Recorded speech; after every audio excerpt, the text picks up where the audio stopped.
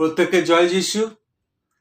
বিশ্বাস করি ঈশ্বরের দয়ায় আপনি এবং আপনার পরিবার সকলেই ভালো আছেন, এবং বিশ্বাস করি আপনি ঈশ্বরের বাক্য থেকে আপনি আরো উপকৃত হচ্ছেন এবং আত্মিকভাবে আরো বৃদ্ধি পাচ্ছেন। ঈশ্বরকে ধন্যবাদ দিই যে তিনি আরেকটি দিন তিনি আমাদের প্রত্যেকের জীবনে যোগ করেছেন, যাতে আমরা তার আরাধনা, তার মহিমা, তার প্রশংসা করতে পারি। এবং ঈশ্বরকে আরো ধন্যবাদ দিই যে তিনি আরেকবার একটা সুযোগ করে দিয়েছেন যাতে তার বাক্য থেকে আমরা আলোচনা করতে পারি, তার বাক্যের নিগুড় তত্ত্ব যেন আপনি এবং আমি বুঝতে পারি, এবং নিজেদের জীবনে, প্রাত্যহিক জীবনে সেটা যেন আমরা ব্যবহার করতে পারি। আজকে আমরা যে বিষয় নিয়ে আলোচনা করব সেটি হলো বিশ্বস্ততা। ঈশ্বর তিনি আপনার আমার প্রতি বিশ্বস্ত। পৃথিবী লোপ হয়ে যাবে, আকাশ বাতাস লোপ হয়ে যাবে, কিন্তু ঈশ্বরের বাক্য কখনো লোপ হবে না। ঈশ্বর তিনি তার বাক্যে যে প্রতিজ্ঞাগুলো করেছেন, তিনি তার বাক্যের প্রতি বিশ্বস্ত। কিন্তু প্রশ্ন হচ্ছে, আপনি বা আমরা কি তার প্রতি বিশ্বস্ত? আজকে আসুন আমরা বাইবেল থেকে দেখব, বাইবেলের শেষ বই প্রকাশিত বাক্য, তার শেষ অধ্যায়, বাইবেলের শেষ অধ্যায়, শেষ বইয়ের শেষ অধ্যায়, প্রকাশিত বাক্য 22 অধ্যায়, আমরা দেখব 6 থেকে 21 পদ। আমি আপনাদের জন্য পড়ছি। প্রকাশিত বাক্য 22 অধ্যায় 6 পদ থেকে 21 পদ পর্যন্ত। সেখানে এরকম লেখা আছে, পরে তিনি আমাকে, প্রভু যিশু তিনি যোহনের মাধ্যমে তিনি লিখছেন, পরে তিনি আমাকে কহিলেন, এই সকল বচন বিশ্বসনীয় ও সত্য, এবং যাহা যা শীঘ্র ঘটিবে তা আপন দাসদিগকে দেখাইবার জন্য প্রভু ভাববাদীগণের আত্মা সকল ঈশ্বর আপন দূতকে প্রেরণ করিয়াছেন। আর দেখো, আমি শীঘ্রই আসিতেছি। ধন্য সেই জন যে এই গ্রন্থের ভাববাণী বচন সকল পালন করে। আমি যোহন এই সমস্ত দেখিলাম ও শুনিলাম। এই সকল দেখিলে ও শুনিলে পর যে দূত আমাকে এই সমস্ত দেখাইতেছিলেন, আমি ভজনা করিবার জন্য তাঁর চরণের সম্মুখে পড়িলাম। আর তিনি আমাকে কহিলেন, দেখিও, এমন কর্ম করিও না। আমি তোমার সহদাস এবং তোমার ভ্রাতা ভাববাদীগণের ও এই গ্রন্থে লিখিত বচন পালনকারীগণের সহদাস, ঈশ্বরের ভজনা করো। আর তিনি আমাকে কহিলেন, তুমি এই গ্রন্থের ভাববাণীর বচন সকল মুদ্রাঙ্কিত করিও না, কেননা সময় সন্নিকট। যে অধর্মচারী সে ইহার পরে অধর্মচরণ করুক, এবং যে কলুষিত সে ইহার পরেও কলুষিত হোক, এবং যে ধার্মিক সে ইহার পরেও ধর্মাচরণ করুক, এবং যে পবিত্র সে ইহার পরেও পবিত্রকৃত হোক। দেখো, আমি শীঘ্র আসিতেছি, এবং আমার দাতব্য পুরস্কার আমার সহবর্তী। যাহার যেমন কার্য তাহাকে তেমন ফল দেব। আমি আলফা এবং ওমেগা, প্রথম ও শেষ, আদি এবং অন্ত। ধন্য তাহারা যাহারা আপন আপন পরিচ্ছদ ধৌত করে, যেন তাহারা জীবন বৃক্ষের অধিকারী হয়, এবং দ্বার সকল দিয়া নগরে প্রবেশ করে। বাইরে রয়েছে কুকুরগণ, মায়াবীগণ, বেশ্যাগামীরা, নরঘাতকেরা ও প্রতিমা পূজকেরা, এবং যে কেউ মিথ্যা কথা ভালোবাসে ও রচনা করে। আমি যিশু আপন দূতগণকে পাঠালাম, যেন সে মণ্ডলীগণের নিমিত্ত তোমাদের কাছে এই সকল সাক্ষ্য দেয়। আমি দাউদের মূল ও বংশ, উজ্জ্বল প্রভাতীয় নক্ষত্র। আর আত্মা ও কন্যা কহিতেছেন, আইসো। যে শুনে সেও বলুক, আইসো। আর যে পিপাসিত সে আইসুক। যে ইচ্ছা করে সে বিনামূল্যে জীবন জল গ্রহণ করুক। যাহারা এই গ্রন্থে ভাববাণীর বচন সকল শুনে, তাহাদের প্রত্যেকের জনের কাছে আমি সাক্ষ্য দিয়া বলিতেছি, যদি কেউ ইহার সহিত আর কিছু যোগ করে, তবে ঈশ্বর সেই ব্যক্তিকে এই গ্রন্থে লিখিত আঘাত সকল যোগ করিবেন। আর যদি কেউ ভাববাণী গ্রন্থের বচন হইতে কিছু হরণ করে, তবে ঈশ্বর এই গ্রন্থে লিখিত জীবন বৃক্ষ হইতে ও পবিত্র নগর হইতে তাহার অংশ হরণ করিবেন। যিনি এই সকল কথার সাক্ষ্য দেন, তিনি কহিতেছেন সত্য, আমি শীঘ্র আসিতেছি। আমেন। প্রভু যিশু আইসো। প্রভু যিশু অনুগ্রহ পবিত্রগণের সঙ্গে থাকুক। আমেন। ঈশ্বর তার পঠিত বাক্যে আপনাকে এবং আমাকে প্রত্যেককে প্রচুর পরিমাণে আশীর্বাদ করুন। প্রত্যেকজন বিশ্বস্ত লোককে খোঁজে। একজন স্বামী সে বিশ্বস্ত স্ত্রীকে খোঁজে, এবং একজন স্ত্রী সে তার বিশ্বস্ত স্বামীকে খোঁজে। একজন শিক্ষক সে বিশ্বস্ত ছাত্রকে বা ছাত্রীকে খোঁজে, এবং একজন ছাত্রছাত্রী সে তার বিশ্বস্ত শিক্ষককে খোঁজে। ঠিক তেমনি করে ঈশ্বর তিনি একজন বিশ্বস্ত বিশ্বস্ত লোককে খুঁজছেন, যারা তার আত্মায় এবং সত্যে ভজনা করে। আজকে ঈশ্বর তিনি তার বাক্যের প্রতি বিশ্বস্ত, কিন্তু প্রশ্ন হলো আপনি বা আমরা কতটা ঈশ্বরের প্রতি বিশ্বস্ত। আজকে সময় এসছে ভাই বোন, যেন আপনি এবং আমি নিজেরা নিজেদেরকে প্রশ্ন করি যে আপনি আমরা কতটা ঈশ্বরের প্রতি বিশ্বস্ত।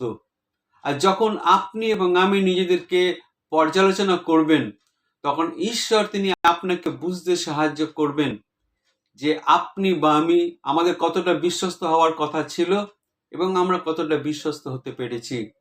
আমরা বিভিন্ন সময় বিভিন্ন অজুহাত দিই, কিন্তু ঈশ্বর অজুহাত পছন্দ করেন না। ঈশ্বর চান যাতে আপনি এবং আমরা সত্যে এবং আত্মায় তার আরাধনা করি।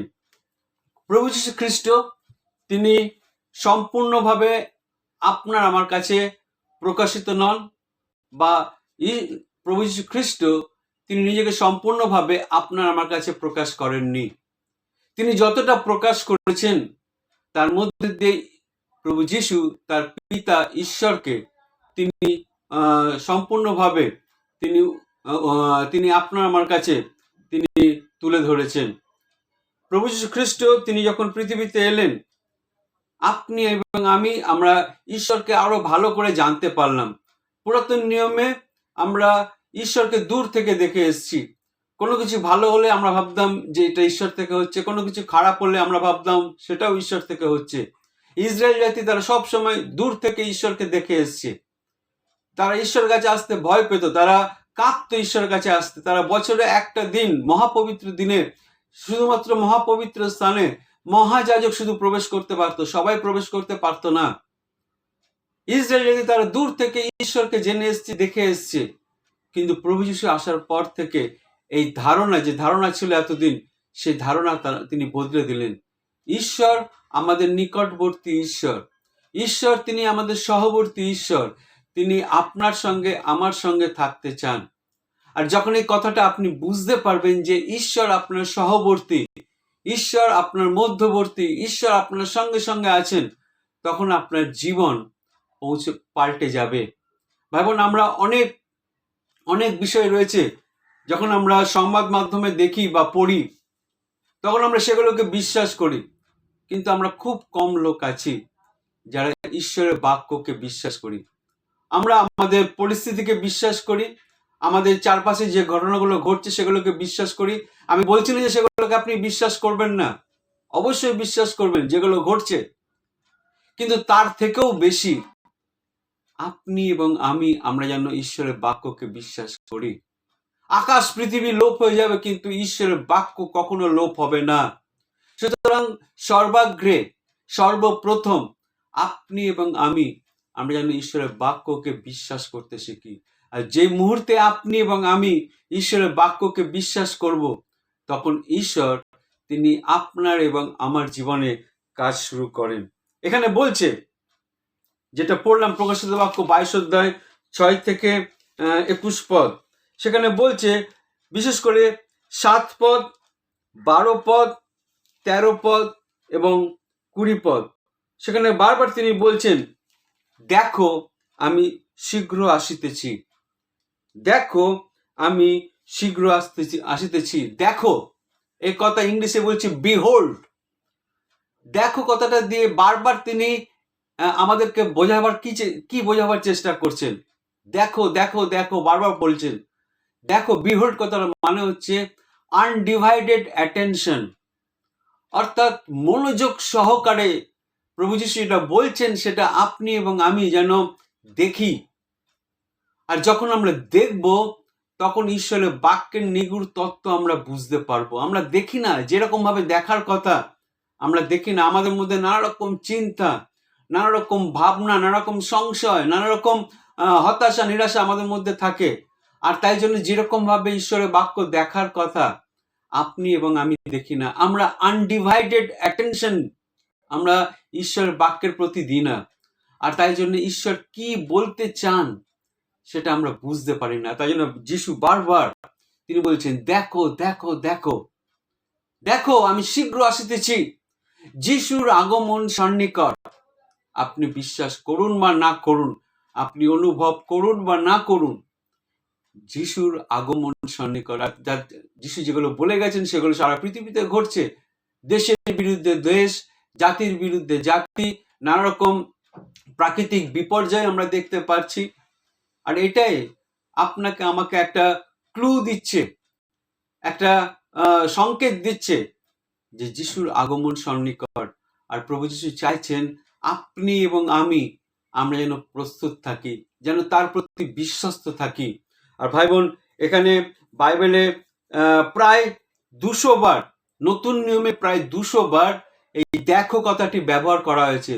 কিন্তু 200 বারের মধ্যে আমরা 30 বার দেখতে পাই প্রকাশিত বাক্যে ব্যবহার করা হয়েছে দেখো কথাটা, বিহোল্ড কথাটা 30 বার ব্যবহার করা হয়েছে। তার মধ্যে দিয়ে ঈশ্বর তিনি আপনাকে আমাকে বিশেষ কিছু দেখাবার চেষ্টা করছেন, যাতে আমরা আত্মিক চোখ দিয়ে দেখতে পাই। আমরা শারীরিক চোখ দিয়ে হয়তো দেখতে পাবো না, কিন্তু আত্মিক চক্ষু যদি আমাদের খোলা থাকে, যদি উন্মিলিত থাকে, তাহলে আপনি এবং আমি ঈশ্বর যেটা দেখাতে চান সেটা আপনি এবং আমরা দেখতে পাবো। ভাই বোন, ঈশ্বরের কাছে একদিন 1000 দিনের সমান, আবার 1000 দিন একদিনের সমান। যিশুর আগমন কখন হবে কেউ জানে না, এমনকি প্রভু যিশু নিজেও জানেন না যে তিনি তার দ্বিতীয় আগমন কখন হবে। কিন্তু ঈশ্বর তিনি প্রত্যেককে একটা সুযোগ দিচ্ছেন, প্রত্যেককে একটা সুযোগ দিচ্ছেন যাতে আপনি এবং আমরা মন পরিবর্তন করি। আর মন পরিবর্তন করে যেন তার প্রতি বিশ্বস্ত থাকি এবং তার কাছে আপনি এবং আমরা যেন ফিরে আসি। যিশু বলছে যে তিনি 12 পদে বলছে, 12 পদ, যদি আপনার বাইবেল থেকে বাইবেল খুলতে পারেন, প্রকাশিত বাক্য 22 অধ্যায় 12 পদ, সেখানে বলছে যে অধর্মচারী দেখো, 12 পদ বলছে, দেখো আমি শীঘ্র আসিতেছি এবং আমার দাতব্য পুরস্কার আমার সহবর্তী, যাহার যেমন কার্য তাহাকে তেমন ফল দেব। তিনি আবার দেখতে বলছেন, বলছে দেখো আমি শীঘ্র আসিতেছি, এবং ঈশ্বরের যে পুরস্কার বলছে দাতব্য পুরস্কার আমার কাছে আছে, যার যেমন কর্ম তাকে আমি তেমন দেব। আর আমরা পুরস্কারের কথা যদি আমরা দেখি বাইবেলে, যেটা পার্থিব বা জাগতিক পুরস্কারের কথা বলা হয়েছে, দেখি আমরা প্রথম করিন্থীয় 3 অধ্যায় 10 থেকে 15 পদ, দ্বিতীয় করিন্থীয় 5 অধ্যায় 10 পদ এবং প্রকাশিত বাক্য 2 অধ্যায় 23 পদ। সেখানে আমরা দেখতে পাই যে সেখানে পার্থিব জিনিসের কথা বলা হয়েছে। তার মানেটা কি? যদি আপনি ঈশ্বরকে সম্মান করেন, ঈশ্বরও আপনাকে সম্মান করবেন। যদি ঈশ্বরের গৃহকে আপনি সাজিয়ে তোলেন, ঈশ্বর আপনার গৃহকে সাজিয়ে তুলবে। যদি ঈশ্বরের হয়ে আপনি কথা বলেন, ঈশ্বর তিনি আপনার হয়ে কথা বলবেন। যদি ঈশ্বরের হয়ে আপনি দাঁড়ান, ঈশ্বর আপনার হয়ে দাঁড়াবেন। এটাই হচ্ছে পুরস্কার, এটাই হচ্ছে পুরস্কার। আপনি ঈশ্বর কারোর কাছে ঋণী থাকেন না, ঈশ্বর কারোর কাছে ঋণী থাকেন না। আপনি যা করবেন তার 1000 গুণ ঈশ্বর তিনি আপনাকে পেতে সাহায্য করবেন। আপনি যদি প্রভু যিশুর কথা বলেন, প্রভু যিশু আপনার কথা ঈশ্বরকে বলবে। যদি আপনি প্রভু যিশুর জন্য যদি আপনি স্যাক্রিফাইস করেন, তাহলে প্রভু যিশু আপনার জন্য স্যাক্রিফাইস করবেন। আপনি যা করবেন তার 100 গুণ 1000 গুণ ঈশ্বর তিনি আপনাকে এই জগতে আপনার জীবিত দশায় তিনি আপনাকে দেখতে সাহায্য করবেন। আপনি যা বুনবেন আপনি তাই কাটবেন। তাই জন্য বাইবেল বলছে যাহার যেমন কর্ম তাহাকে তিনি সেরকম ফল দেবেন। তার জীবিত দশায় সে সেই ফল দেখে যেতে পারবে। আর এটাই বাইবেল আমাদেরকে বলে। এমন নয় যে আমরা মরে যাওয়ার পর আমরা আমাদের কর্মের ফল পাবো, তা নয়। আপনি যা করবেন আপনার জীবন দশায় সেটাই আপনি দেখতে পাবেন। ভালো করুন অথবা মন্দ করুন, সেটা ঈশ্বর আপনাকে দেখতে তিনি সাহায্য করবেন। মনে রাখবেন এই যে পুরস্কারের কথা বলা হয়েছে, দু ধরনের লোক আছে, দু ধরনের লোক রয়েছে যারা যিশুকে অনুসরণ করেন। প্রথম ধরনের লোক যারা যিশুকে অনুসরণ করেন এবং যিশুর জন্য যাদের নিজেদের জীবন উৎসর্গ করেছে, নিজেদের সমস্ত কিছু উৎসর্গ করেছে, যিশুর জন্য যারা অপমানিত হয়েছে, প্রতারিত হয়েছে, যিশুর জন্য যারা অত্যাচারিত হয়েছে, এটা এক ধরনের লোক। আর দ্বিতীয় ধরনের লোক হচ্ছে যারা যিশুকে জেনেছে কিন্তু যিশুর জন্য কোনো কিছু করেনি, যিশুর জন্য কোনো কিছু করেনি, যারা নমিনাল বিশ্বাসী, যিশুকে জেনেছে ব্যাস এইটুকুনি, তারপর আর কিছু করার নেই যিশুর জন্য। না, যিশু কাদেরকে প্রতিফল দেবেন, কাদেরকে তিনি পুরস্কার দেবেন? যারা যিশুর জন্য কিছু করেছে তাদের জন্য। যারা যিশুর জন্য কিছু করেনি তাদেরকে তিনি কোনো প্রতিফল দেবেন না, তাদেরকে কোনো তিনি পুরস্কার দেবেন না। তাই ভাই বোন, যিশু চান যাতে আপনি এবং আমি তার জন্য কিছু করি, কারণ যিশু বিশ্বস্ত। তিনি চান আপনি এবং আমরা যেন তার প্রতি বিশ্বস্ত থাকি। এখানে একটা বিশেষ কথা যিশু তিনি আমাদেরকে স্মরণ করে দিয়েছেন, বা সেই দূত, যে দূত যোহনের সঙ্গে কথা বলছিল, যিশুর কথাগুলো যোহনকে বলছিল, সেই দূতকে একটা বিশেষ ওয়ার্নিং তিনি দিয়েছেন। 8 পদে সেখানে লেখা রয়েছে, প্রকাশিত বাক্য 22 8 পদ বলছে, আমি যোহন এই সমস্ত দেখিলাম ও শুনিলাম, এই সকল দেখিলে ও শুনিলে পর যে দূত আমাকে এই সমস্ত দেখাইতেছিলেন, আমি ভজনা করিবার জন্য তাহার চরণের সম্মুখে পড়িলাম। অর্থাৎ যে দূতটা যোহনকে এই সমস্ত বিষয় দেখাচ্ছিল এবং বলছিল, তার পুজো করতে যাইছিল। 9 পদ বলছে, আর তিনি আমাকে কহিলেন, দেখিও এমন কর্ম করিও না, আমি তোমার সহদাস এবং তোমার ভ্রাতা ভাবদিগণের ও এই গ্রন্থে লিখিত বচন পালনকারীদের সহদাস, ঈশ্বরেরই ভজনা করো। দূত, ঈশ্বরের দূত সাধু যোহনকে তিনি একটা ওয়ার্নিং দিলেন, সতর্ক করে দিলেন। কি সতর্ক? যে তুমি আমাকে পুজো করো না, আমি তোমাকে সমস্ত কিছু দেখাচ্ছি বটে, আমি ঈশ্বরের কথা তোমাকে বলছি বটে, কিন্তু তুমি আমাকে পুজো করো না। পুজো একজনই করো, তিনি হচ্ছেন ঈশ্বর।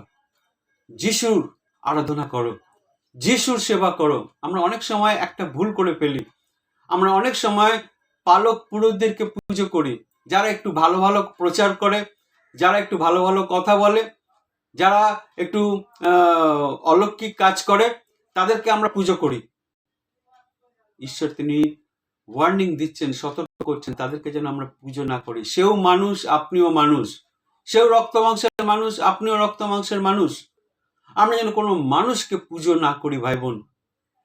তিনি যিশু চান না যেন আমরা, কোন ঈশ্বর চান না আমরা কোনো মানুষের পুজো করি।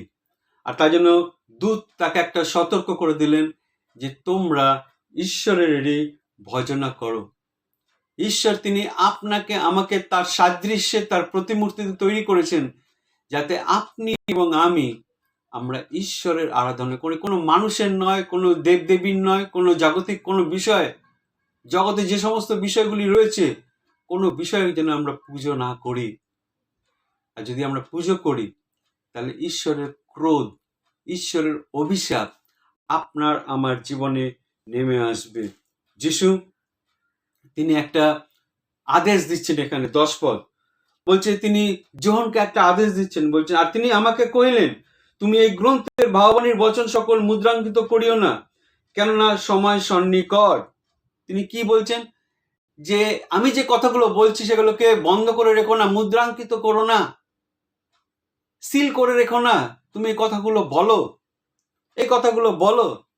যদি আপনি ভালো করে বাইবেল পড়েন, যদি দানিয়েল ভাববাদী পুস্তক পড়েন, দানিয়েল 8 অধ্যায় 26 পদ এবং 12 অধ্যায় 4 পদ এবং 9 পদ, সেখানে ঈশ্বর দানিয়েলকে বলেছিলেন তার বাক্যকে সিল করে রাখতে, বন্ধ করে রাখতে, প্রচার করতে বারণ করেছিলেন। কেন?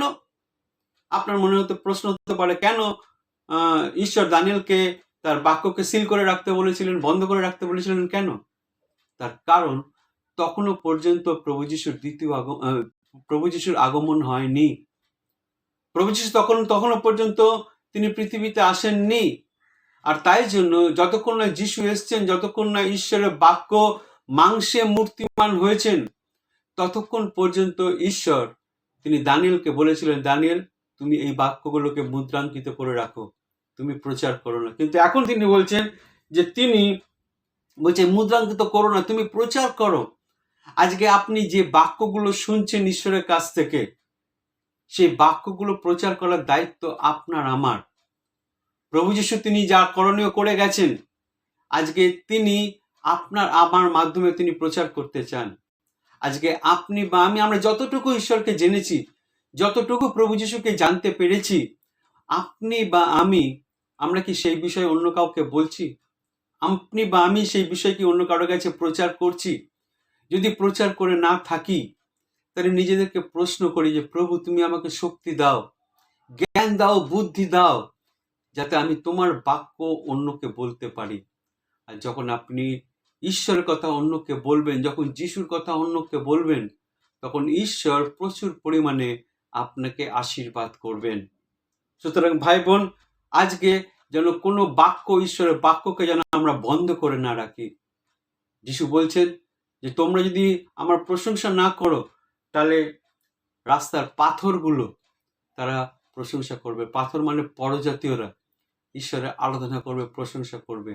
ভাই বোন, আপনি আমি, আমরা যেন ঈশ্বরের বাক্য যখন সুযোগ পাই, যখন যেটুকুনি সুযোগ পাই, সেইটুকুনি সুযোগ যেন আমরা সদ্ব্যবহার করি, যেন আমরা যিশুর কথা অন্যকে বলি। ভাই বোন, আপনি আমি 11 পদ সেখানে বলছে যে যে অধর্মচারী সে ইহার পরে অধর্মচারক করুক, এবং যে কলুষিত সে ইহার পরে কলুষিত হোক, যে ধার্মিক সে ইহার পরে ধর্মাচরণ করুক, এবং যে পবিত্র সে ইহার পরেও পবিত্রকৃত হোক। তার মানেটা কি? তার মানেটা হচ্ছে যে যে যেরকম অবস্থায় আছে সে যেন সেটাকে ধরে রাখে। ঈশ্বর প্রত্যেককে একটা সুযোগ দিচ্ছেন। যে অধর্মাচরণ করছে তাকেও তিনি একটা সুযোগ দিচ্ছেন, সে যেন মন পরিবর্তন করে। এমন একটা সময় আসবে যে সে সুযোগ পাবে না, মন পরিবর্তন করার সুযোগ পাবে না, সে শুধরাবার সুযোগ পাবে না। ঈশ্বর তাকে আর সুযোগ দেবেন না।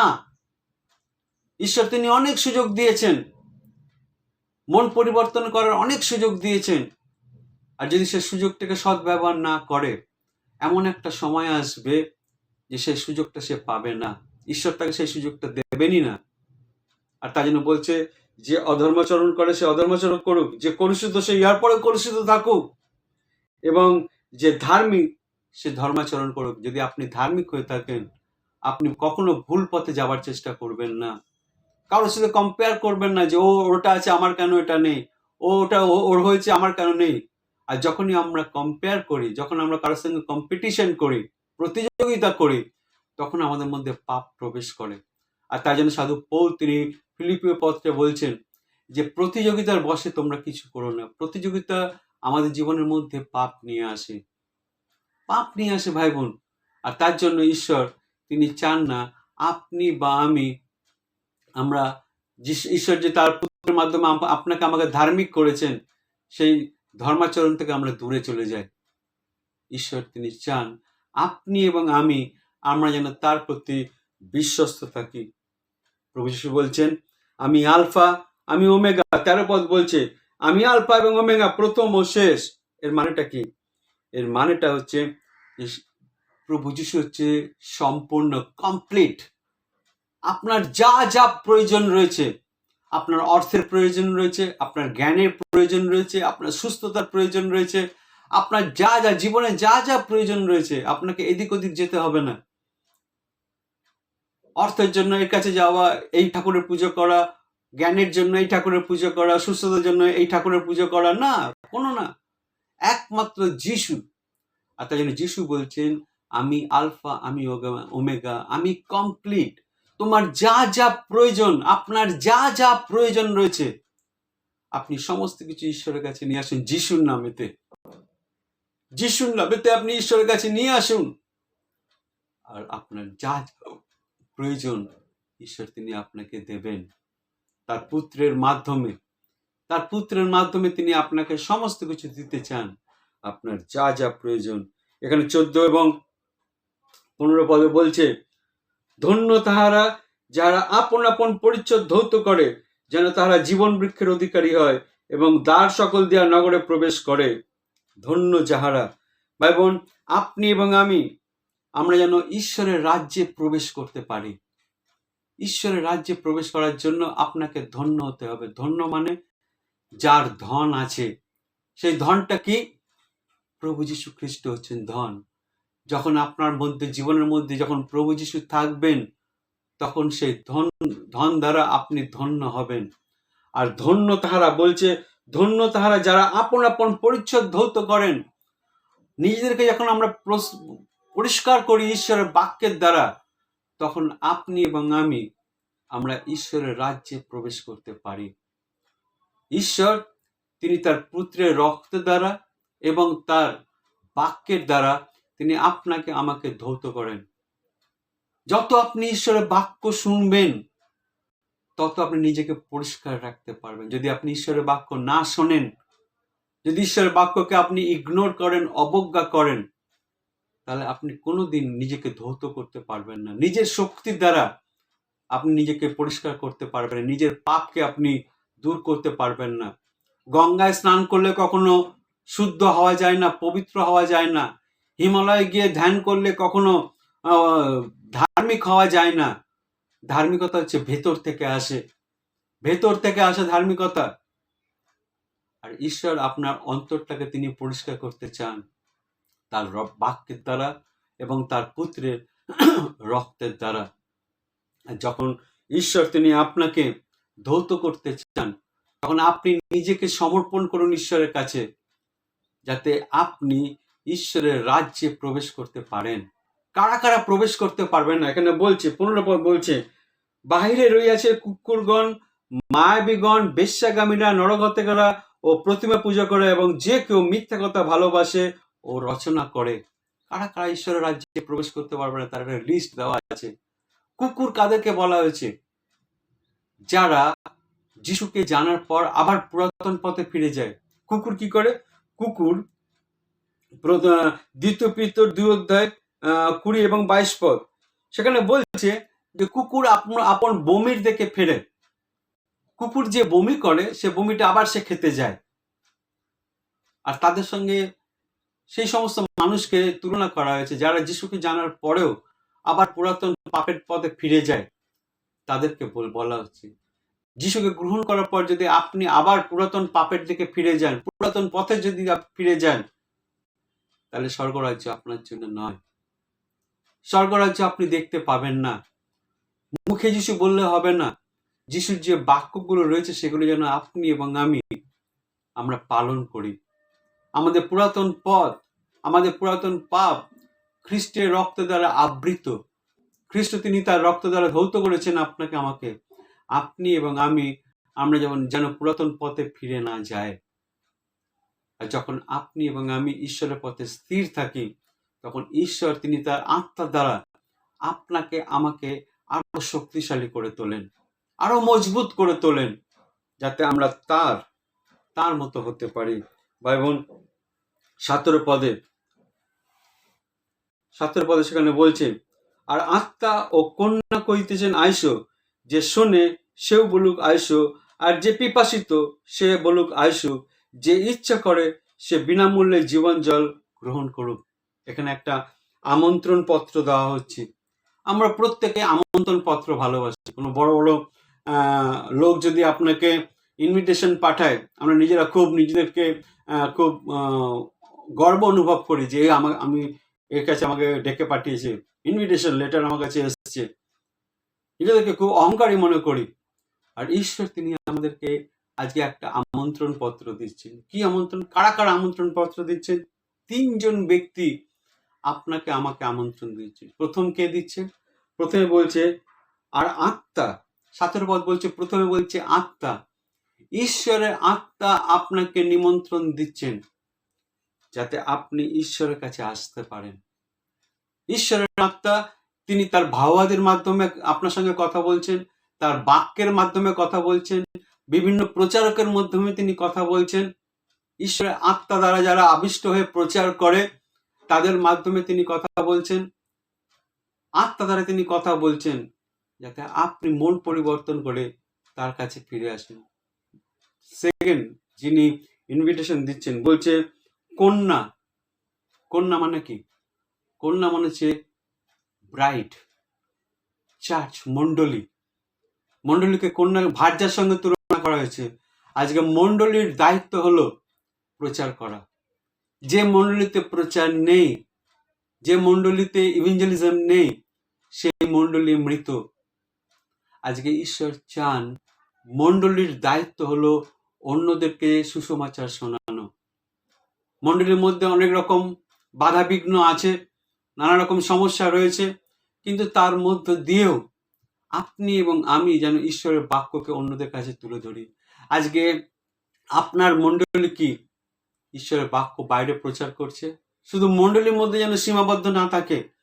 ঈশ্বরের বাক্য যেন মণ্ডলীর মধ্যে সীমাবদ্ধ না থাকে। মণ্ডলী থেকে বেরিয়ে আসতে হবে। বেরিয়ে এসে যারা যিশুর কথা এখনো শোনেনি, যিশুকে চেনে না, জানে না, তাদের কাছে প্রচার করতে হবে। আর যখন আপনি ঈশ্বরের বাক্য প্রচার করবেন, সেটা হচ্ছে একটা ইনভিটেশন, আমন্ত্রণ পত্র, যাতে তারা ঈশ্বরের রাজ্যে প্রবেশ করতে পারে। আর তৃতীয় কে বলছে? বলছে যে পিপাসিত সে আইসুক। যে পিপাসিত, যে পিপাসিত মাত্র মানে যে শুনেছে, যে ঈশ্বরের বাক্য ইতিমধ্যে শুনেছে, সেও যেন প্রচার করুক। আপনি ঈশ্বরের বাক্য শোনার পর বসে থাকবেন না। ঈশ্বরের বাক্য শোনার পর বসে থাকবেন না। আপনি ঈশ্বরের বাক্যকে প্রচার করুন।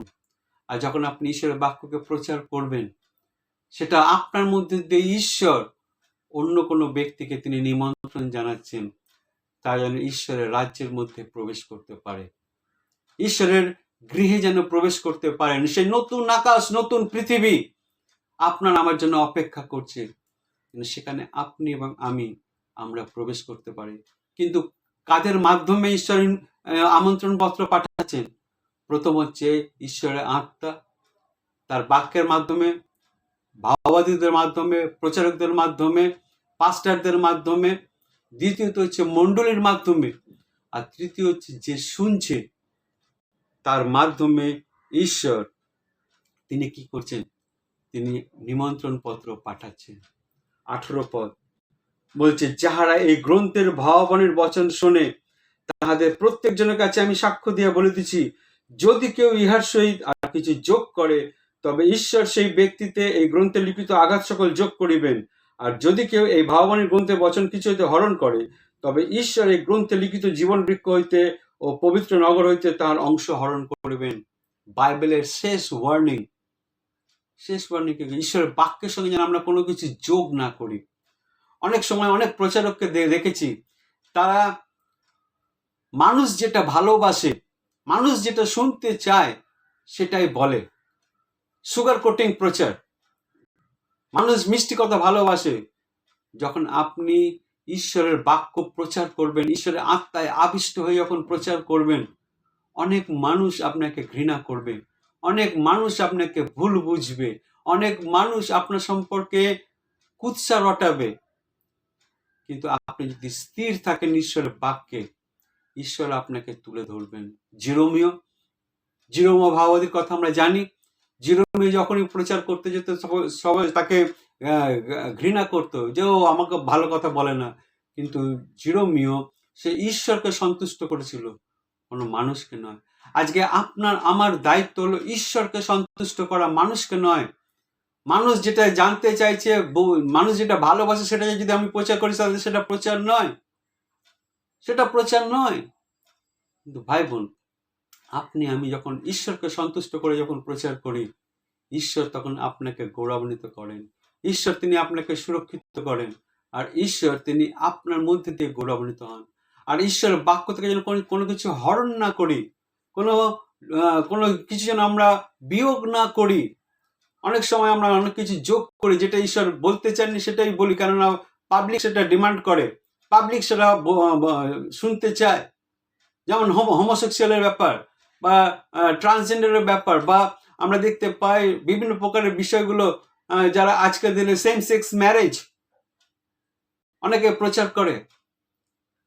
এটা ঈশ্বরের বাক্য, ঈশ্বর সেটা বলেননি, ঈশ্বর বলেননি এগুলো প্রচার করতে। কিন্তু আমরা প্রচার করি মানুষ সেটা ভালোবাসে বলে। আর যার জন্য ঈশ্বরের অভিশাপ আমাদের জীবনে নেমে আসে। ভাই বোন, ঈশ্বর যেটা বলেছেন সেটাই যেন আমরা প্রচার করি, মানুষ যেটা বলছে সেটা যেন আমরা প্রচার না করি। যতক্ষণ না ঈশ্বরের বাক্য আপনাকে কনভিক্ট করছেন, যতক্ষণ না ঈশ্বরের বাক্য আপনাকে উৎসাহিত করছে কোনো কিছু বলার জন্য, আপনি বলবেন না। মানুষ যেটা শুনতে চাইছে সেটা বলার চেষ্টা করবেন না। ঈশ্বর যেটা বলতে চাইছেন সেটাই আপনি বলুন। আর তাহলে দেখবেন ঈশ্বর আপনার জীবনের মধ্যে দিয়ে তিনি উচ্চকৃত এবং গৌরবান্বিত হবেন। আর এটাই হচ্ছে ঈশ্বরের প্রতি বিশ্বস্ততা। ঈশ্বর যেমন আপনার প্রতি বিশ্বস্ত, আপনি ঈশ্বরের প্রতি বিশ্বস্ত থাকতে পারেন যখন আপনি নিজেকে সমর্পণ করবেন এবং বলবেন, প্রভু তুমি যা বলতে চাও বলো, আমার মধ্যে দিয়ে বলো, যেন আমার জীবনের মধ্যে দিয়ে তোমার নামকে আমি উচ্চকৃত এবং গৌরবান্বিত করতে পারি। 18 পদ 19 পদে তিনি এই শেষ সতর্ক বাণী তিনি আপনাদেরকে দিচ্ছেন বা আমাকেও দিচ্ছেন, যাতে আপনি এবং আমি ঈশ্বরের হয়ে কথা বলি, ঈশ্বরের বাক্য যেন আমরা প্রচার করি। 20 পদ বলছে, যিনি এই সকল কথার সাক্ষ্য দেন তিনি কইতেছেন সত্য, আমি শীঘ্র আসিতেছি। যিশু আবার বলছেন যে আমি আবার আসছি, শীঘ্র আসছি। তিনি আবার একটা অ্যাসুরেন্স দিচ্ছেন, তিনি আসছেন। কখন কবে আসবে, কোন টাইমে আসবে আমার জানা নেই, কিন্তু যিশু আবার আসছেন। আর যিশু যখন আসবেন তার কিভাবে তিনি আসতে পারেন সে বিষয়ে বাইবেলে দেওয়া আছে। বাইবেলে বলা আছে তিনি কি রকম ভাবে আসতে পারেন। প্রথমত, যিশু যখন আসবেন, প্রথম থেসসলোনিকীয় 4:16 পদ সেখানে বলছেন, যিশু যখন আসবেন তিনি সর্বসম্মুখে আসবেন, সবাই তাকে দেখতে পাবে। লুকিয়ে লুকিয়ে যিশু জেরুজালেমে আসবেন তা নয়, যিশু রোমে আসবেন তা নয়, যিশু আমেরিকায় আসবেন তা নয়। যিশু যখন আসবে সবাই দেখতে পাবে। যেমন সূর্য উঠলে যেমন সবাই দেখতে পায়, ঠিক পৃথিবীর সমস্ত মানুষ যখন যিশু আসবেন সবাই দেখতে পাবে। দ্বিতীয়ত, যিশু যখন আসবেন, প্রকাশিত বাক্য 1:7 পদ সেখানে বলছে, যিশু যখন আসবেন যারা যিশুকে বিশ্বাস করে তারা যিশুকে দেখতে পাবে। যারা যিশুকে বিশ্বাস করে তারাই দেখতে পাবে। তৃতীয়ত, যিশু যখন আসবেন তখন কি হবে? প্রথম থেসসলোনিকীয় 1:10 পদ, যিশু যখন আসবেন তিনি রাজার বেশে আসবেন। তিনি আর সেই যাবপাত্রের মধ্যে আসবেন না, সেই গোয়াল ঘরে তিনি আসবেন না। তার প্রথম আগমন হয়েছিল দিন দরিদ্র বেশে, এবং তার দ্বিতীয় আগমন হবে রাজ বেশে। তিনি একজন রাজা। রাজা মানে কি? কর্তৃত্ব সহকারে তিনি আসবেন। প্রথমবার তিনি যখন এসেছিলেন তিনি দিন হিসাবে এসেছিলেন, গরিব হয়ে এসেছিলেন, তার কাছে কিছুই ছিল না, নিঃস্ব হয়ে এসেছিলেন, নিজেকে নিঃস্ব করে তিনি এসেছিলেন। তার থাকার জায়গা ছিল না, তার কাপড়ে বস্ত্র ছিল না, নিঃস্ব হয়ে এসেছিলেন। এবার দ্বিতীয় আগমন যখন আসবে তিনি সম্পূর্ণ কর্তৃত্ব সহকারে আসবেন, রাজা হিসেবে তিনি আসবেন। তার কাছে থাকবে সমস্ত কিছু, কর্তৃত্ব, আধিপত্য, সমস্ত কিছু তার উপর থাকবে, এবং তিনি সেই রাজবেশে তিনি আসবেন।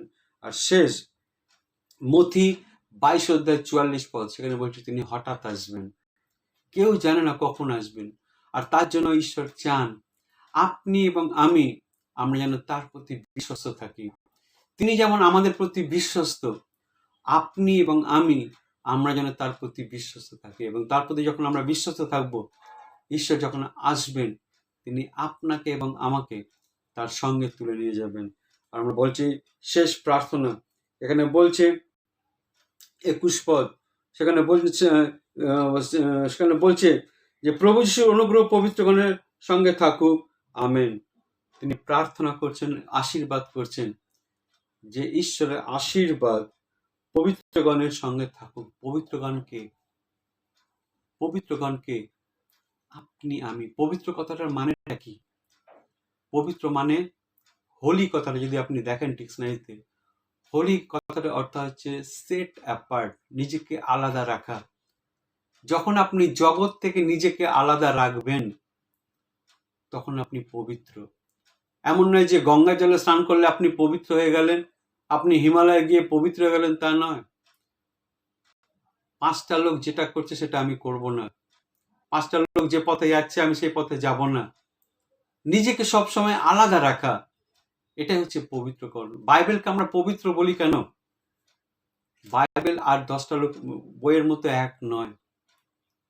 10টা বই 10 রকম লেখক লিখেছেন, কিন্তু বাইবেল পবিত্রতার কারণ হচ্ছে বাইবেল সম্পূর্ণ আলাদা।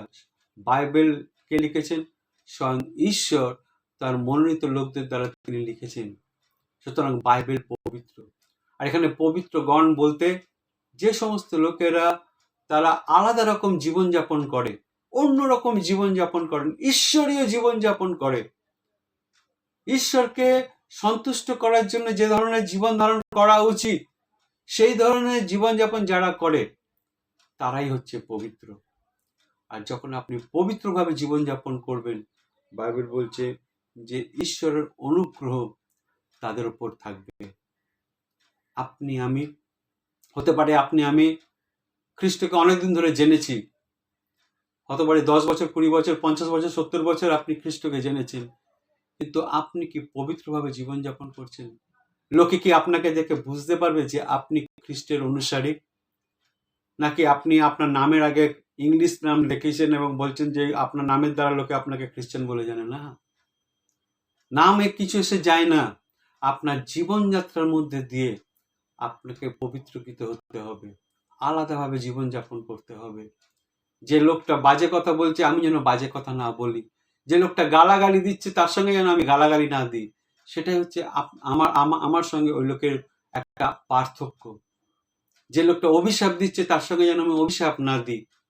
সেটাই হচ্ছে পবিত্রকরণ, আলাদা, নিজেকে আলাদা রাখা। আর যখন আপনি আলাদা রকম ভাবে জীবনযাপন করতে পারবেন, ঈশ্বরের আশীর্বাদ আপনার আমার উপর থাকবে। ভাই বোন, ঈশ্বর তিনি একজন বিশ্বস্ত লোককে খুঁজছেন। সেই বিশ্বস্ত লোক আপনি বা আমি হতে পারি যখন আমরা ঈশ্বরকে সন্তুষ্ট করি, যখন আমরা ঈশ্বরকে বিশ্বাস করি এবং ঈশ্বরের প্রতি বিশ্বস্ত থাকি। বিশ্বস্ততা আসে বিশ্বাস থেকে। যদি ঈশ্বরের প্রতি আপনার বিশ্বাস না থাকে, আপনি কখনো ঈশ্বরের প্রতি বিশ্বস্ত থাকতে পারবেন না, কখনো থাকা সম্ভব নয়। যদি আপনি স্ত্রীকে বিশ্বাস করেন তাহলে আপনি স্ত্রীর প্রতি বিশ্বস্ত থাকবেন। যদি আপনি স্বামীকে বিশ্বাস করেন তাহলে আপনি স্বামীর প্রতি বিশ্বস্ত থাকবেন। যদি আপনাদের দুজনের মধ্যে যদি বিশ্বাসের অভাব হয় তাহলে কেউ কারোর প্রতি বিশ্বস্ত থাকতে পারবেন না। বিশ্বস্ততা আসে বিশ্বাস থেকে। সুতরাং যদি আপনি ঈশ্বরের প্রতি আপনার যদি বিশ্বাস থাকে তাহলে আপনি ঈশ্বরের প্রতি বিশ্বস্ত থাকবেন, কারণ ঈশ্বর তিনি বিশ্বস্ত। আপনি বিশ্বস্ত হন বা না হন তাতে কিছু এসে যায় না, কিন্তু ঈশ্বর আপনার প্রতি বিশ্বস্ত, ঈশ্বর তার বাক্যের প্রতি বিশ্বস্ত। আর যখন ঈশ্বর বিশ্বস্ত, তিনি প্রত্যাশা করেন যাতে আপনি এবং আমি তার প্রতি বিশ্বস্ত থাকি। ঈশ্বর তিনি তার বাক্যের মধ্যে দিয়ে আপনাকে এবং আমাকে প্রত্যেককে প্রচুর পরিমাণে তিনি আশীর্বাদ করুন। আর ঈশ্বরের বাক্য তিনি বিশ্বস্ত এবং তিনি যা বলেছেন তিনি সেটা অবশ্যই করবেন। ঈশ্বর আপনাদের প্রত্যেককে আশীর্বাদ করুন। জয় যিশু।